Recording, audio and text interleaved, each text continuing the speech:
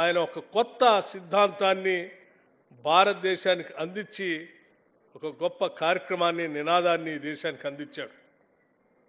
ఈరోజు బసవేశ్వరుడిని మనం ఏదో మతతత్వవేత్తగా చూడటం కోసం కొద్దిమంది ప్రయత్నం చేస్తూ ఉన్నారు. ఇది కరెక్ట్ కాదు. ఆయన మతతత్వవేత్త కంటే కూడా ఒక పెద్ద సోషల్ రిఫార్మిస్ట్, ఒక సామాజిక పరివర్తన కోసం తన జీవితం మొత్తాన్ని అర్పితం చేసినటువంటి నాయకుడు.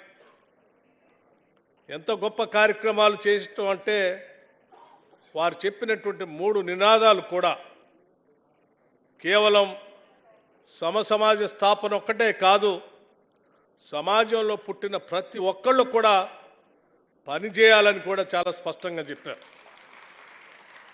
కాయకం కైలాసం, వర్క్ ఈజ్ వర్షిప్. ఎంత కష్టపడితే పనినే దైవత్వంగా చూస్తూ పనిచేయాలని చెప్పినటువంటి గొప్పవాడు. అట్లాగే ఇంకొక 2-3 అంశాలు కూడా చెప్పాడు.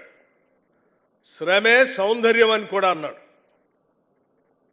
అవి చెప్తూ ఇవన్నీ చేస్తూ అందరూ సమానంగా బతకాలన్నాడు. అందరికీ సమాన అవకాశాలు రావాలన్నాడు. దేవుడు దైవత్వం అందరికీ చెందినటువంటి వాడు అన్నాడు. ఎవరిని ఎవరు కించపరచకూడదన్నాడు. ఎవరిని ఎవరి కోసమో అనగదొక్కకూడదన్నాడు.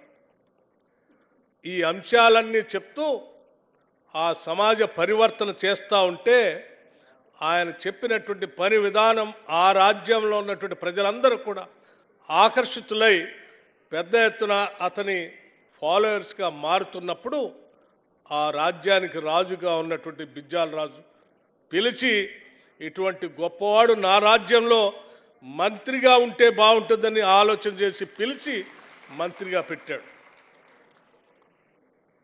మంత్రిగా ఆనాటి రాచరిక వ్యవస్థలోనే భావస్వేచ్ఛ ఉండాలి, అందరిది వినాలని చెప్పి మండపాలు పెట్టి, అనుభవ మండపాన్ని పెట్టి ఆ మండపంలో అందరి అభిప్రాయాలు తీసుకొని దానికి అనుగుణంగా పాలన సాగించాలన్నాడు. నేను ఇవన్నీ ఎందుకు చెప్తా ఉన్నానంటే వారి స్ఫూర్తి ఈ రాష్ట్ర ప్రభుత్వానికి, రాష్ట్ర ముఖ్యమంత్రి రేవంత్ రెడ్డి గారి నాయకత్వంలో ఈ కేబినెట్ ఆ స్ఫూర్తితో ముందుకు పోతుందని చెప్పడం కోసమే చెప్తా ఉన్నాం. అనుభవం మండపం ఆనాడు ఆ మహానుభావుడు ఏం చెప్పాడో, మన ప్రభుత్వం ప్రజాప్రభుత్వం ఇందిరమ్మ రాజ్యం వచ్చిన తర్వాత ప్రజాపాలన గ్రామ సభలను పెట్టాం. ఆ ప్రజాపాలన గ్రామ సభల్లో ప్రజలు చెప్పిన అంశాల్ని పరిగణలో తీసుకొని పాలన అందిస్తామని చెప్పాం తప్ప పాలకులుగా మేము మీ మీద రుద్దమని చెప్పాం. అది బసవేశ్వరుడు స్ఫూర్తి ఈ ప్రభుత్వానికి ఉంది. అంతేకాదు, సమాజం అందరినీ సమానంగా చూడాలి, అందరికీ ఆర్థికంగా అందరికీ పంచాలని చెప్పినటువంటి అంశాల్ని పరిగణలో తీసుకొని ఆ సమానత్వం కోసమే ఈనాటి ప్రభుత్వం ఇందిరమ్మ రాజ్యం young India integrated residential schools అని ఒకటేసారి 11,600 కోట్ల రూపాయలతో మొదటి సంవత్సరం నాడే శాంక్షన్ ఇచ్చి ఆ యంగ్ ఇండియా ఇంటిగ్రేటెడ్ రెసిడెన్షియల్ స్కూల్స్లో సమాజంలో ఉన్న అన్ని వర్గాలు, ఎస్సీలు, ఎస్టీలు, బీసీలు, మైనార్టీసు, ఓసీలు అందరికీ సంబంధించిన పిల్లలందరూ ఒకటే ప్రాంగణంలో దాదాపు 25 ఎకరాలకు తగ్గకుండా ఉండేటువంటి ఇంటర్నేషనల్ రెసిడెన్షియల్ స్కూల్స్ని ఈ రాష్ట్రంలో కట్టాలి.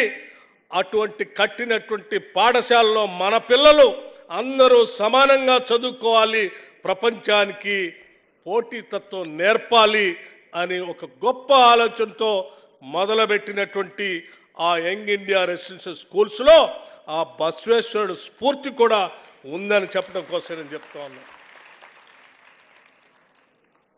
అంతేకాదు, బసవేశ్వరుడు మరొక గొప్ప కార్యక్రమాన్ని చెప్పాడు అనుభవం మండపంలో. పురుషులొక్కలే కాదు, మహిళలు కూడా సమానంగా ఉండాలి, వాళ్ళ ఆలోచనలు కూడా పరిగణలో తీసుకోవాలన్నాడు.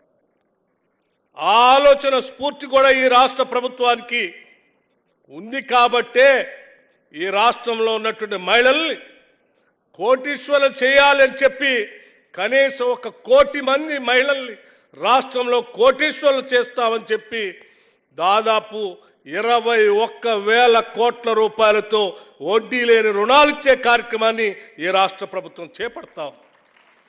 ఇది కూడా బసవేశ్వరుడు స్ఫూర్తి ఇందులో కూడా ఉంది. అంతేకాదు, ఈ రాష్ట్రంలో ఉన్నటువంటి నిరుద్యోగ యువతీ యువకులందరికీ పెద్ద ఎత్తున పని కల్పించడమే కాదు, శ్రమే సౌందర్యం పనిలో కూడా ఎవరు ఎంత ఎక్కువ కష్టపడి అంత సంపాదన వస్తుంది.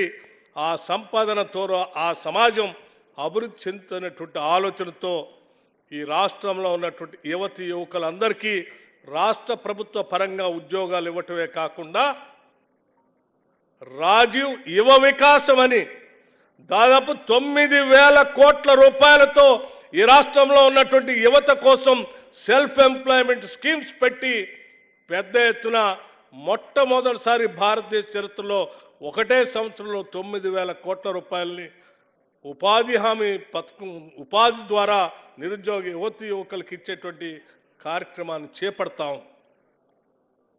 ఇందులో కూడా బసవేశ్వరుడు స్ఫూర్తి దాగి. ఈ ప్రభుత్వం శ్రమించే రైతు సోదరులు ఆహారానికి అంబాసిడర్స్గా ఉన్నటువంటి ఫుడ్ సెక్యూరిటీకి అంబాసిడర్స్గా ఉన్న రైతాంగ సోదరుల్ని రక్షించాలని, వాళ్ళకి ప్రోత్సహించాలనేటువంటి ఆలోచనతో ఈరోజు పెద్ద ఎత్తున 21,000 కోట్ల రూపాయలు రుణమాఫీ చేయటమే కాకుండా ప్రతి ఎకరానికి సంవత్సరానికి 12,000 రూపాయలు రైతు భరోసా పేరు మీద శ్రమ అందించేటువంటి రైతుకి ప్రోత్సహించే కార్యక్రమాన్ని కూడా చేస్తున్నాం. ఈ శ్రమ ఇందులోని సౌందర్యం ఉందని చెప్పి పెద్ద ఎత్తున ప్రోత్సహిస్తూ ఉన్నాం. దీంట్లో కూడా బసవేశ్వరుడు స్ఫూర్తి ఉంది. నేను చేసే ప్రతి పని ఒక సామాజిక పరివర్తన కోసం. ఆనాడు బసవేశ్వరుడు చెప్పినటువంటి విధానం కానీ, లేకపోతే డాక్టర్ బాబాసాహెబ్ అంబేద్కర్ గారు చెప్పినటువంటి స్ఫూర్తి కానీ, లేకపోతే అనేక మంది స్ఫూర్తిదాతలు సామాజిక పరివర్తన చెప్పినటువంటి కార్యక్రమాలను స్ఫూర్తిగా తీసుకొని ఈ రాష్ట్ర ప్రభుత్వం ఇక్కడ సంపాదించే సంపదని ప్రజలకి పంచే కార్యక్రమంలో ఉన్నాం తప్ప పాలకులు పంచుకునే కార్యక్రమంలో లేవు. అందుకే బసవేశ్వరుడు ఇప్పుడు మా శేఖర్ గారు చెప్పారు, ఆనాటి కాంగ్రెస్ ప్రభుత్వంలోనే ఈ లింగాయతుల్ని బలహీన వర్గాల్లో చేర్చి పెద్ద ఎత్తున వీళ్ళకి మేలు జరగాలనే ఆలోచన ఏ రకంగా చేసిందో మరొక్కసారి బలహీన వర్గాలకి మేలు జరగాలనేటువంటి ఆలోచనతో ఈ రాష్ట్రంలో ముఖ్యమంత్రి రేవంత్ రెడ్డి గారి నాయకత్వంలో ఈ రాష్ట్రంలో జనాభా కులగణన జరిపి దాదాపు 56% రాష్ట్రంలో బీసీలు ఉన్నారని చెప్పి ఆ బీసీలకి 42% రిజర్వేషన్ స్థానిక సంస్థల్లో కల్పించే కార్యక్రమాన్ని చట్టబద్ధంగా శాసనసభలో బిల్లు పెట్టి పాస్ చేసినటువంటి ఒక చారిత్రాత్మకమైనటువంటి నిర్ణయాన్ని కూడా మనం అందరం గమనంలో తీసుకోవాలి. ఇది బహుశా ఈ దేశంలో ఏ రాష్ట్ర ప్రభుత్వం కూడా చేయలేకపోయింది. చాలా సంవత్సరాల నుంచి దీని గురించి మాట్లాడుతూ ఉన్నారు. మీ అందరికి కూడా మనందరం కూడా మనం చేసుకోవాలి. కులగణన అనేది ఈ సమాజంలో ఆనాడు బసవేశ్వరుడు చెప్పినట్టుగా ఏ వర్గాలు ఎంత వెనకబడి ఉన్నాయో వాళ్ళందరికీ చేయూతనిచ్చి పైకి తీసుకొని రావటం కోసం ఒక సైంటిఫిక్ సర్వే చేసి ఆ సర్వే ద్వారా వచ్చినటువంటి ఆధారాలతో వాళ్ళందరి జీవన స్థితిగతుల్లో మెరుగుపరచడం కోసం ఈ రాష్ట్ర ఆర్థికాన్ని ఈ రాష్ట్ర సంపదని వారి జీవితాల్లో మార్పు తీసుకురావటం కోసం ప్రణాళికాబద్ధంగా పనిచేయటం కోసమే ఈ రాష్ట్రంలో క్యాష్ సెన్సస్ చేశాం అన్న సంగతి ఈ దేశమంతా కూడా ఈరోజు తెలంగాణకి వెళ్ళి చూస్తా ఉంది. ఈ తెలంగాణలో చేసినటువంటి క్యాష్ సెన్సస్ రేపు ఈ దేశానికే ఆదర్శంగా కాబోతా ఉంది. తెలంగాణ మోడల్ అనేది ప్రతి ఒక్కళ్ళు మాట్లాడుతూ ఉన్నారు.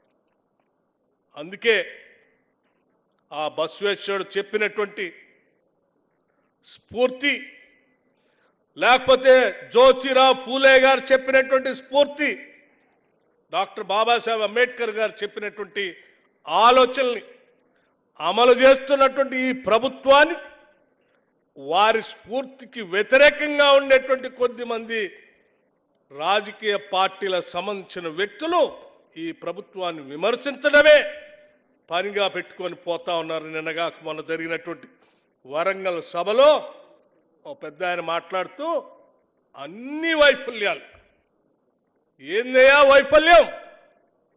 బసవేశ్వర స్ఫూర్తితో ఈ రాష్ట్ర ప్రభుత్వం ప్రణాళికాబద్ధంగా స్కీములు తీసుకొని రావటం వైఫల్యమా?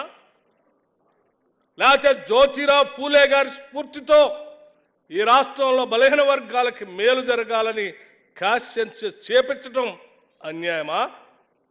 లేకపోతే బాబాసాహెబ్ అంబేద్కర్ గారి స్ఫూర్తితో భారత రాజ్యాంగాన్ని అమలు చేస్తూ ఈ రాష్ట్రంలో ఉన్న సంపదని భూమి లేని నిరుపేద కుటుంబాలకు ప్రతి కుటుంబానికి సంవత్సరానికి 12,000 రూపాయలు ఇవ్వాలని ఆలోచన చేసి అమలు చేయటం అన్యాయమా?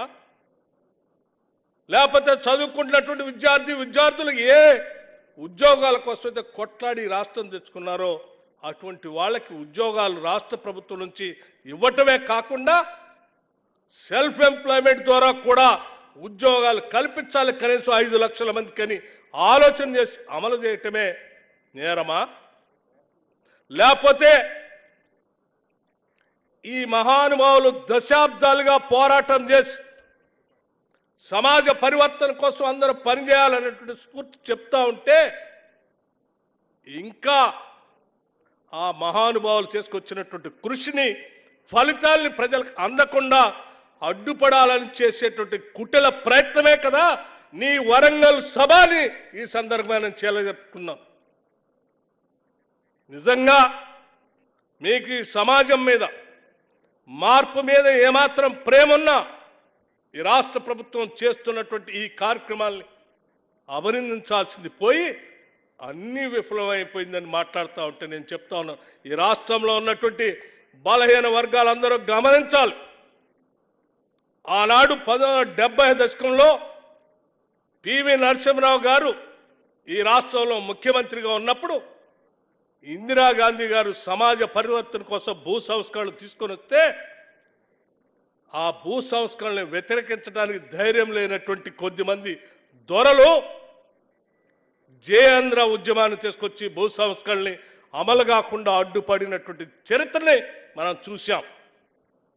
జయాంధ్ర ఉద్యమం తీసుకొచ్చి భూ సంస్కరణ అమలు కాకుండా రాష్ట్ర ప్రభుత్వాన్ని విచ్ఛిన్నం చేసి చివరికి వాటిని స్లో అయ్యేటట్టుగా చేసినటువంటి ఒక దుర్మార్గపు ఆలోచనల్ని ఆ రోజు చూశాం.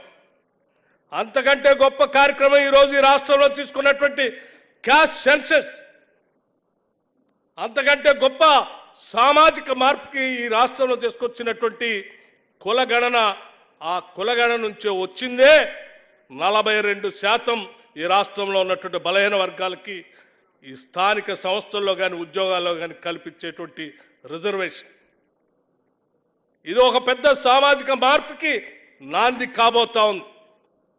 అటువంటి సామాజిక మార్పుకి నాంది కాబోతుంది కాబట్టే దాన్ని నేరుగా వ్యతిరేకించలేక కులగణనలో కనీసం పార్టిసిపేట్ చేయనటువంటి టీఆర్ఎస్ పార్టీకి సంబంధించిన నాయకత్వం, భారతీయ జనతా పార్టీకి సంబంధించిన నాయకత్వం ఎక్కడ బీసీలకు మేలు జరుగుతుందో అని చెప్పి దాన్ని వ్యతిరేకించడం కోసం నేరుగా వ్యతిరేకించలేక ఇండైరెక్ట్గా ఈ రాష్ట్ర ప్రభుత్వం పైన అవాకులు చవాకులు పేలుతా ఉంది. బసవేశ్వరుడు సాక్షిగా చెప్తా ఉన్నాం, మీరు ఎన్ని కుయత్తులు పాడినా ఈ రాష్ట్ర ప్రభుత్వం బలహీన వర్గాల కోసం నిటారుగా నిలబడి బసవేశ్వరుడు ఆలోచనల్ని అమలు చేస్తుందని కూడా చాలా స్పందనగా చెప్తా ఉన్నాను. జ్యోతిరావు పూలే గారి ఆలోచనలు, బాబాసాహెబ్ అంబేద్కర్ గారి ఆలోచనలు చాలా స్పష్టంగా మాకు ఆర్థిక పరమైన అనేక అంశాలు అడ్డంకులు ఉన్నప్పటికీ కూడా మాకేమో మీలాగా పాలన చేస్తూ అనుభవించాలనే ఆలోచన లేదు.